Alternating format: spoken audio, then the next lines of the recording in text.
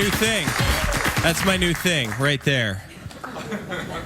I want to get something out of the way. I'm very successful.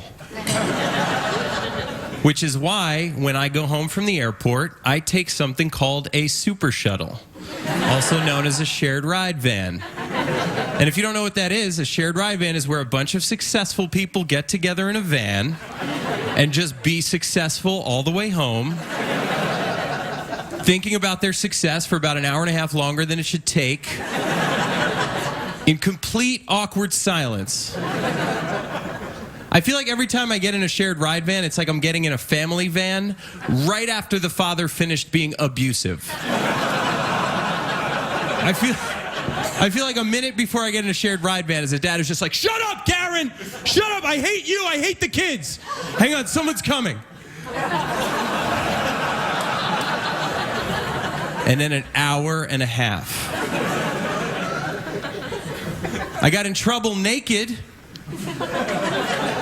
Not for being naked, which is usually what happens. Or someone's like, "You're being naked. This is the public library." No.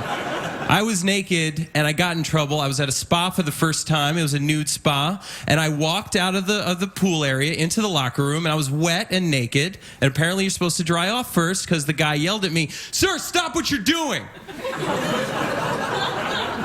And I froze. And in that moment, I learned something about myself, because my gut reaction was to quickly cover my breasts.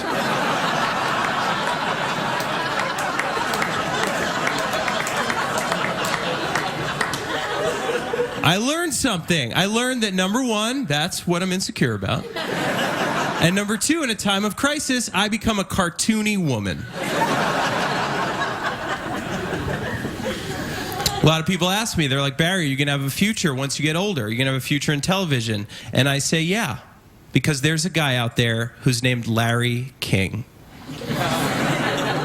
They're like, "Are you going to get ugly when you get older?" And I'm like, "Yeah, I'm Jewish."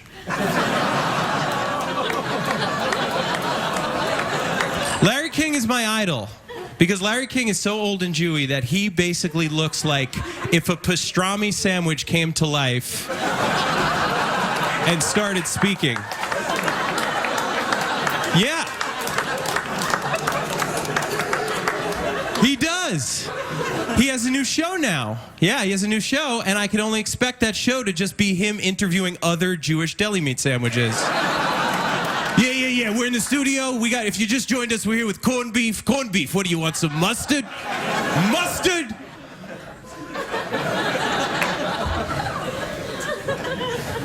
Oh, we got brisket. You got brisket here. What are you not a fan of the Obama administration? All right, let's take a caller. I live in New York, and I like being there because I get to see guys way too aggressively hitting on girls on the street. I like seeing that in public. I'm not the type of guy to do that. I'm not the type of guy to go up to a girl I don't know and start talking to her. I'm more the type of guy to stare down a girl until she feels the need to button her shirt one more button. And I saw this. I was on the street. This girl was walking in front of me. This guy approaches her. I can only describe this guy as probably owning every Fast and the Furious DVD. And he came up to her, and he goes like this. He goes, "Damn, girl, what you doing?" And she's like, "Excuse me?" And before she could finish, he goes, "Shut up!" And he walks away. And this was a Monday morning.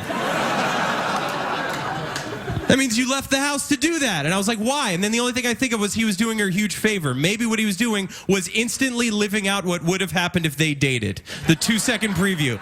It's going to be lust, confusion, anger, leaving. Just saved you 2.5 years. Maybe he had this psychic ability to live out any situation he goes into instantly. Like he'd be like, "Hey, how do I work at T-Mobile?" And the guy's like, "Oh, here's an application." He's like, "Shut up, I didn't steal no cell phones!"